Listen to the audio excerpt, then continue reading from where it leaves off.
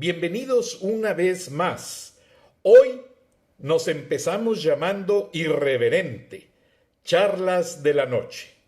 Hoy nos enriquece con su experiencia el especialista, editorialista y periodista Plácido Garza, quien viene a enriquecer como socio editorial los contenidos de este programa que llega ya casi a 17 millones de radioescuchas. Buenas noches, Plácido, buenas tardes. Buenas noches, buenas tardes, Frank.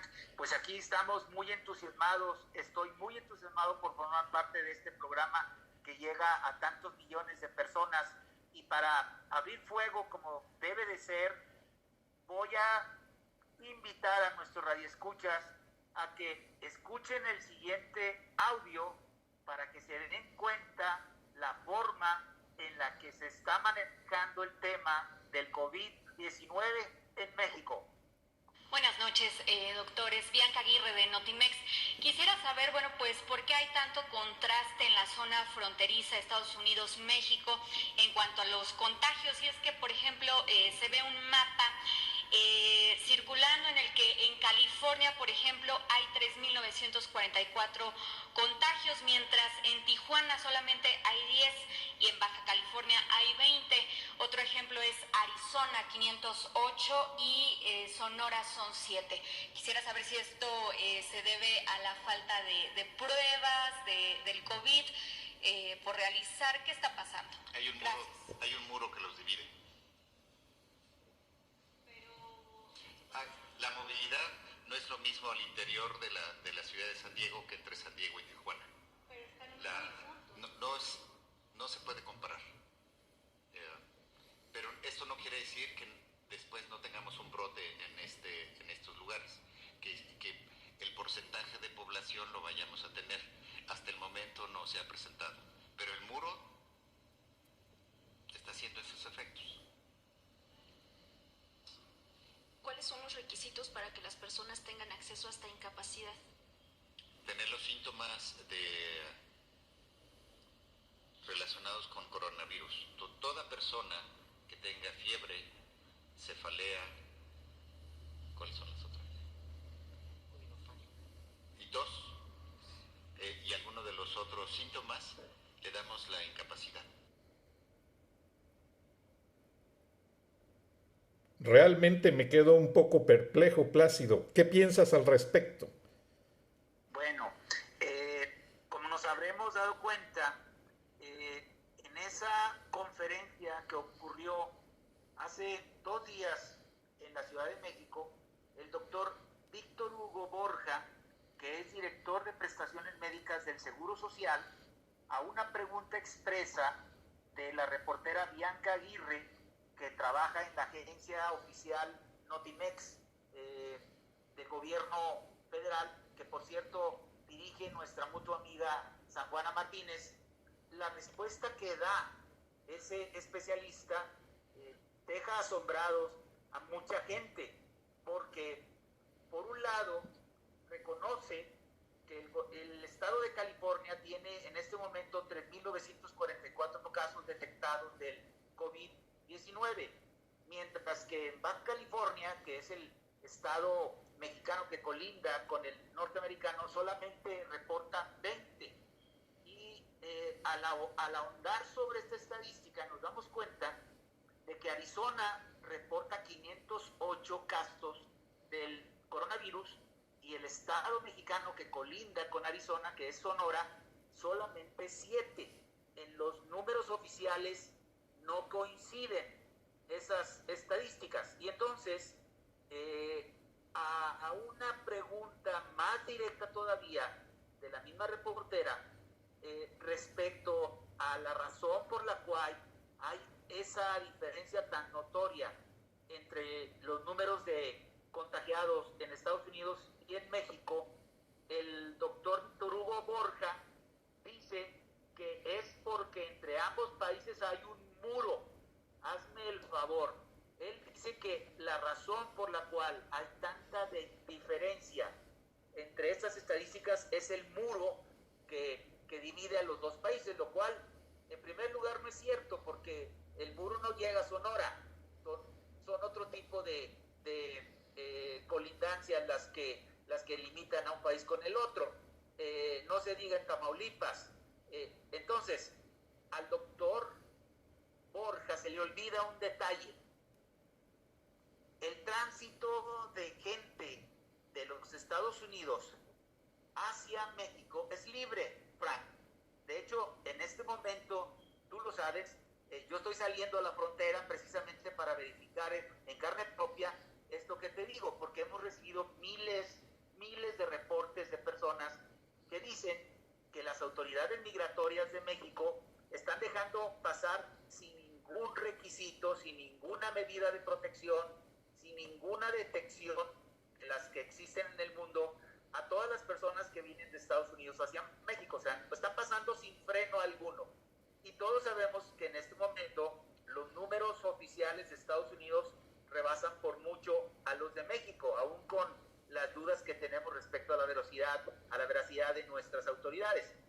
Pero fíjate lo que está sucediendo, Frank, y eso es lo que voy a corroborar en este momento yendo a la frontera. Cada vez que un mexicano quiere pasar a los Estados Unidos, no se le permite la entrada, porque las autoridades migratorias del gobierno de Trump establecieron una medida mediante la cual solamente los viajes que a juicio de las autoridades migratorias sean prioritarios pueden cruzar la frontera. Entonces, la mayoría de las personas que de México están intentando cruzar hacia los Estados Unidos no lo están logrando, Frank. Entonces, esto contradice completamente la versión oficial del doctor Borja de que es un muro la razón por la cual hay tal disparidad en las estadísticas de casos confirmados de Estados Unidos con los de México. Entonces, ¿dónde deberían de estar las medidas sanitarias más severas? Tú dímelo, ¿dónde deberían de estar? ¿Por parte de los mexicanos respecto a la gente que viene de Estados Unidos, o por parte de los Estados Unidos a la gente que quiere cruzar hacia el otro lado? O sea, es evidente que aquí hay algo que no acabamos de entender a qué se deba. Nosotros no le estamos poniendo, según nuestro gobierno, no le estamos poniendo ninguna traba al tránsito de gente de Estados Unidos hacia México, y sin embargo, los mexicanos que quieren pasar a Estados Unidos no lo pueden hacer. De hecho, solamente se les está dando prioridad de pasada a los residentes y a los ciudadanos norteamericanos que quieren regresar a su país. No, y perdóname que te interrumpa. Hay una situación de un análisis que estaba yo viendo anoche, el hecho de que Nueva York tiene disparados los rangos de contagio, y eso se debe a que el norteamericano viaja demasiado en tren subterráneo, o sea, en el metro, viaja demasiado en avión, usan demasiados taxis, y eso es un alto rango de contagio. Ahora, nuestra gente o turistas que vamos de Estados Unidos a México, pues obviamente hemos estado en contacto con esos medios. ¿Qué pasó con los cruceros?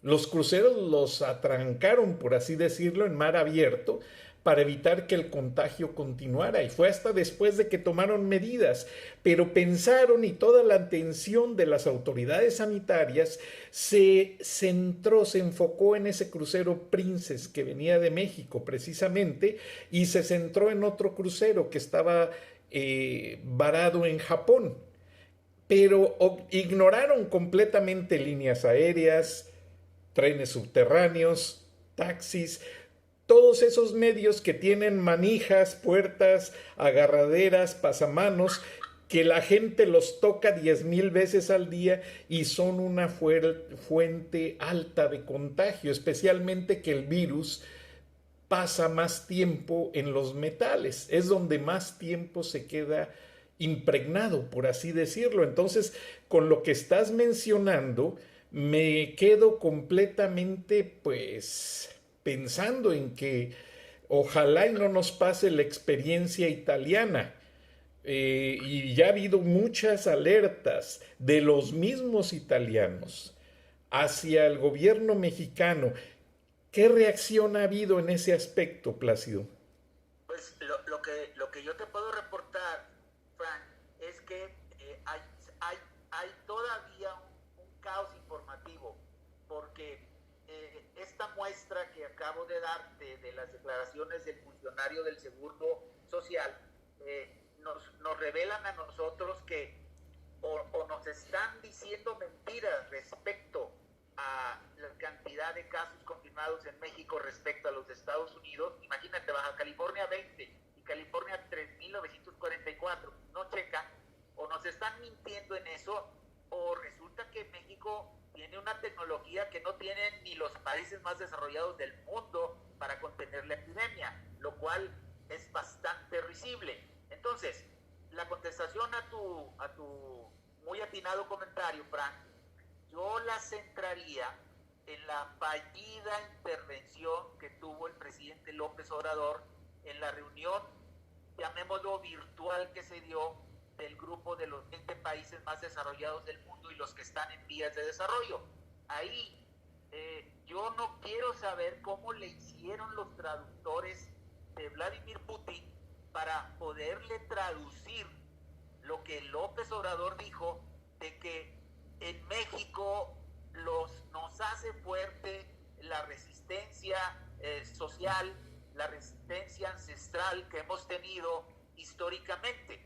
O sea, el tema de esa reunión era otro, no era para que ningún mandatario soltara su verborrea ideológica. Ahí se llegó en esa reunión a un acuerdo de billones de dólares de apoyo que van a fluir por parte de los países del grupo del G20 hacia las empresas, precisamente para evitar que se deje venir una depresión. Es que, Frank, yo ya no estoy hablando de que viene una recesión. Lo que se vislumbra, según los expertos a los que he consultado de Bloomberg y de otras agencias prestigiadas, es que se viene una depresión que es mucho más profunda que una recesión.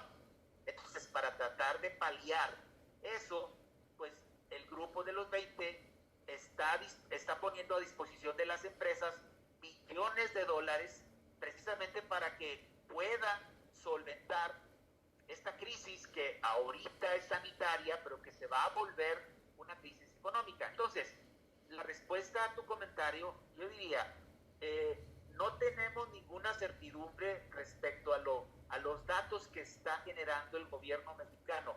Y suena muy diabólico lo que te voy a decir, pero da la impresión de que al gobierno de López Obrador le interesan más las elecciones del próximo año, del 2021, en donde se va a poner a prueba su popularidad, su arrastre, que por cierto viene a la baja, porque por ejemplo en febrero de este año los índices de popularidad de los medios más prestigiados de México, el Universal, más bien de muchos medios, no quiero mencionar a uno en particular, el Financiero podría ser otro, le dan en febrero del 2020 le dan un 55.6 de aceptación y en marzo ya bajó a 49 y sigue hacia abajo. Entonces, yo creo que lo que está pasando en México, Frank, es una medida más política que otra para tratar de salvar el prestigio de un presidente que sigue aferrado a un discurso ideológico que no viene al caso, Frank. No sé qué opines al respecto.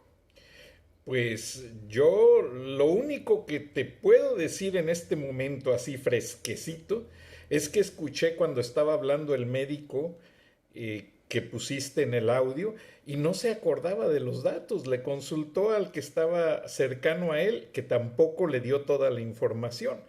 Con eso me quedé yo con una pregunta en la mente diciendo, bueno, estos tipos van a dar una conferencia de prensa para ayudar a orientar a todo el país y ninguno de los dos supo ubicar completamente la respuesta.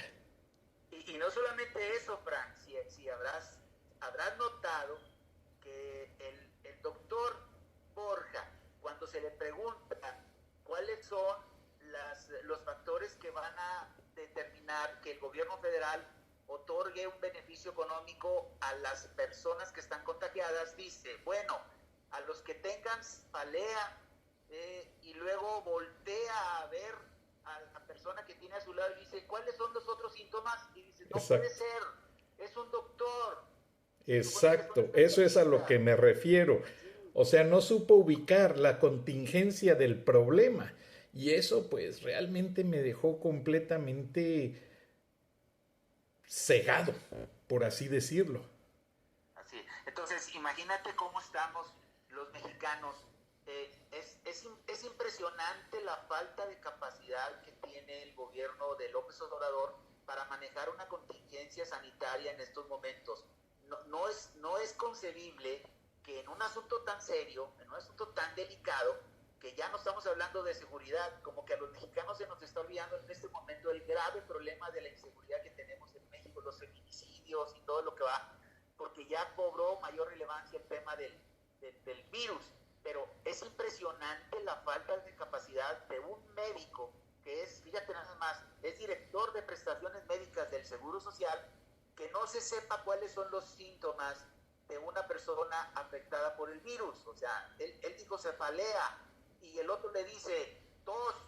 Entonces, dices, ¿en manos de quién está el manejo de la situación de este problema sanitario, Frank? No, es terrible. Ahora, para nuestra audiencia, ni el especialista Plácido Garza, ni yo en lo personal, estamos en contra del gobierno federal. Lo que estamos haciendo es destacando todas esas debilidades y malos manejos que están surgiendo en el momento en que los funcionarios públicos se les paga con el erario del pueblo y que este presidente prometió sacar adelante al país desde cualquier instancia que surgiera un problema. Tanto en la campaña dijo que en menos de un año iba a estar el país seguro, iba a haber las famosas cuentas para resolver problemas de desempleo y resolver muchas cosas. Si no se ha resuelto lo demás, ¿qué nos queda por decir al ver que esta pandemia nos está sobrepasando, Plácido? Es que es muy acertado tu comentario, Frank, porque yo he recibido muchos mensajes en donde me señalan como un crítico muy acre a lo que está sucediendo en el gobierno, y lo que yo les respondo, digo, a los que puedo responderles, lo que yo les respondo es que el papel de quienes nos dedicamos al periodismo en Estados Unidos y en México es precisamente hacerle ver en un momento determinado lo que a juicio de nuestras propias investigaciones no está haciendo bien un gobierno. O sea, yo no soy una caja de resonancia, ni soy un corifeo, ni soy un acólito, ni soy un monaguillo al servicio de un gobierno que debe de servir a todos los mexicanos. O sea, yo no estoy al servicio de ese gobierno. Mi rol, y yo creo que el tuyo está en la misma línea, Frank, el rol de nosotros es cumplir con la misión de señalar lo que ya ni siquiera a juicio nuestro, ya ni siquiera producto de nuestra opinión, sino producto de nuestras investigaciones, de nuestras indagaciones, el gobierno de ambos países está haciendo mal. Y al decir mal, más que un sentido peyorativo, es aquello que no está beneficiando a los ciudadanos que los llevaron al poder, a Trump y a López Obrador. Ese es el punto, Frank. Efectivamente, y yo lo que veo, por ejemplo, ayer yo quedé un poco confundido y no se ha confirmado información alguna a este respecto, es que quieren liberar presos de las cárceles, presos con delitos menores. En Estados Unidos todas las prisiones, desde migración hasta las prisiones federales, son concesiones a empresas privadas, concesiones muy bien pagadas por el gobierno norteamericano, en este caso por los que pagamos impuestos, los taxpayers. No dependen directamente de un presupuesto en el sentido de manera directa, sino que se compra el servicio de las prisiones.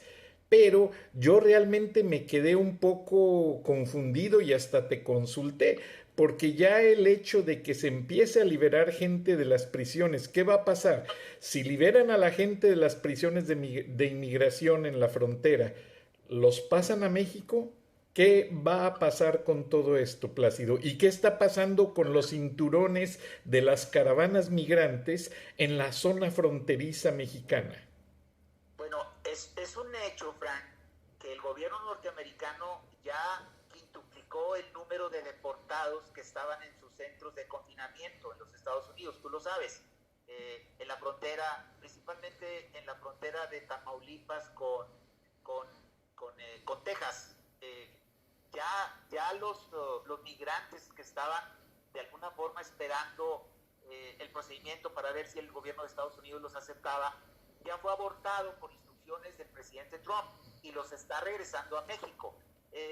Es muy difícil, yo te puedo asegurar que es muy difícil que México vaya a deportar a su vez a esos migrantes hacia Centroamérica.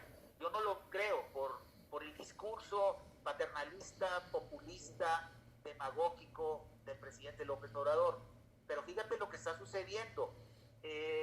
Tengo información validada de que en los centros del país, en la frontera con Centroamérica, principalmente en la que se refiere a Guatemala, los responsables de esos centros humanitarios, por así decirlo, ya no están recibiendo ni un centavo de apoyo del gobierno federal. O sea, ya no tienen dinero para poder aguantar el sostenimiento de los centroamericanos de las caravanas migratorias. Yo no quiero saber cuál va a ser la dimensión del problema cuando lleguen a México, con que ya están llegando los deportados por Estados Unidos. O sea, ¿qué va a pasar? O sea, si tú observas los videos que te he compartido, en ciudades como Monterrey y otras más alejadas del país, es innumerable la cantidad de centroamericanos en los cruceros pidiendo limosna. Están esparcidos por todo el territorio.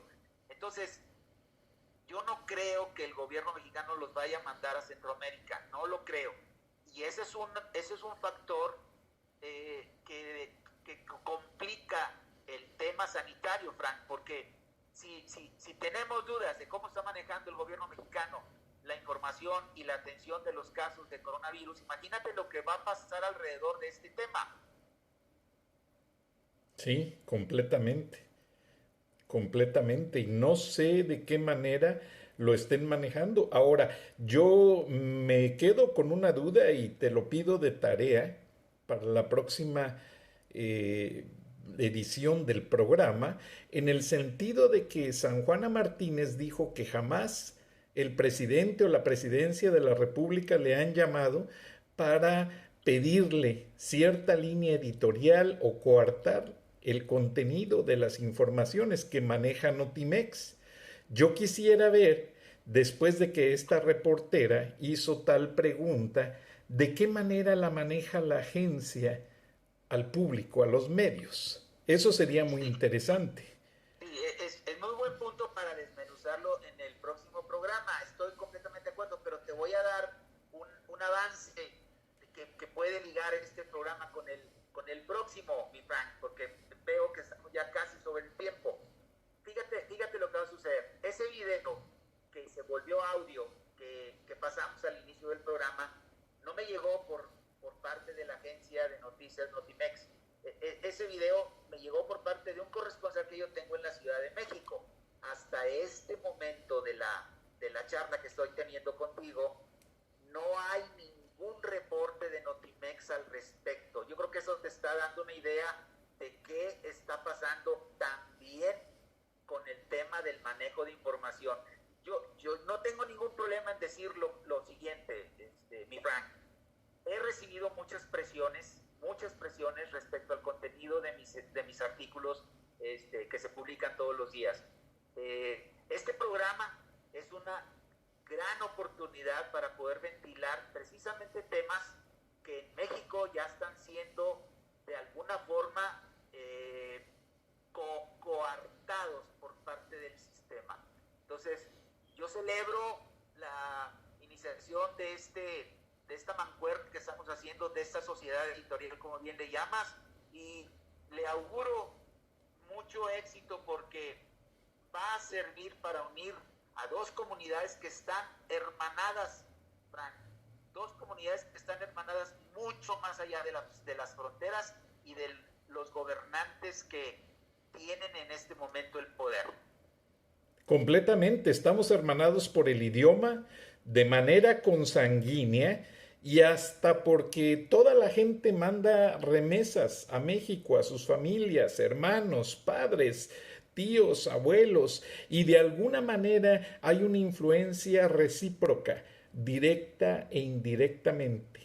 Es más, yo he visto gente que cuando va a haber elecciones le llaman a la familia, pero ya ves que los mexicanos podemos votar acá desde el extranjero, para preguntarles y confirmar por quién pueden votar. Exacto. Entonces, yo celebro esta sociedad editorial, Frank, y voy a seguir al pie del cañón. Afortunadamente, coincidimos en el espíritu crítico que un periodista, que un editorialista debe tener en estos casos. No, y básicamente estamos buscando la verdad por el bien de la comunidad, por el bien de nuestra audiencia, por el bien hasta del mismo gobierno mexicano. Porque como lo hemos comentado, a lo mejor el presidente o no está bien informado o sus funcionarios no le pudieran dar la verdad completamente o no le están cumpliendo o no se rodeó de suficientemente gente capaz. ¿Qué pasa? Eso es. Acabas de poner en la mesa temas que van a agotar el tiempo de nuestro próximo programa, mi querido Frank. Me da mucho gusto estar en contacto con una comunidad hermanada por culturas y por raíces y por intereses, y aquí vamos a estar muy pendientes del siguiente programa. No, y yo más plácido porque la gente que vive en todos los Estados Unidos, a lo largo y ancho de este país, y te hablo del área continental, como del área de Alaska, donde hay una gran comunidad de mexicanos pescadores, en su mayoría de Guerrero, que son gente ya muy experimentada para andar en el mar. Ellos andan pescando desde salmón y gran cantidad de especies marinas y son una gran industria. Entonces, en el mar no hay otro medio de comunicación más que escuchar en el celular estos programas. Y recibimos los mensajes de ellos. Y no son uno ni dos, son miles de mexicanos que arriesgan su vida en alta mar y que gracias a ellos ponemos mariscos en nuestra mesa. Ahora, yo te lo digo desde afuera, yo no estoy allá, pero el mismo presidente dice que él no va a tolerar corrupción, que él no va a tolerar problemas. Entonces, si él no va a tolerar esto, en estos 2 minutos que nos quedan, Plácido, pon en la mesa qué es lo que pasa en referencia a lo que dice el presidente y lo que sus funcionarios o él mismo están haciendo. Muy bien, pues lo que nosotros hemos detectado en base a nuestras indagaciones, a lo que hemos investigado, es que el lenguaje del presidente en este momento sigue siendo el mismo que cuando era candidato. Él ofreció muchas cosas, se cumplió el primer año, se dio cuenta de que no se cumplieron, y cuando se cumplió el primer año todavía no aparecía el virus, y pidió un año más como periodo de gracia. Dijo, a finales del 2020 van a empezar a haber resultados, pero ya terminándose el segundo año, el tercer año, que es el 2021, es un año político en México, Frank, en donde ya los políticos ya se van a olvidar de lo que están haciendo con el afán de ver hacia adelante su futuro político, y se va a ir 3 años, y le van a quedar 3, pero en 3, si no logró hacer en 1, ni en 2, ni en 3, pues obviamente no va a poder con el paquete. Esa es la realidad. Hay una reacción que se refleja en sus índices de popularidad, que yo veo muy creciente de crítica al sistema. Y bueno, las promesas que se queden en el discurso del candidato, lo que estamos esperando es ver en acción a un líder. ¿Cuál es la diferencia entre un político y un dirigente digamos, un mandatario de alto nivel. Eso lo vamos a ver en el próximo capítulo porque se nos acaba el tiempo. Gracias, Plácido. Gracias, un abrazo, Frank. Hasta entonces.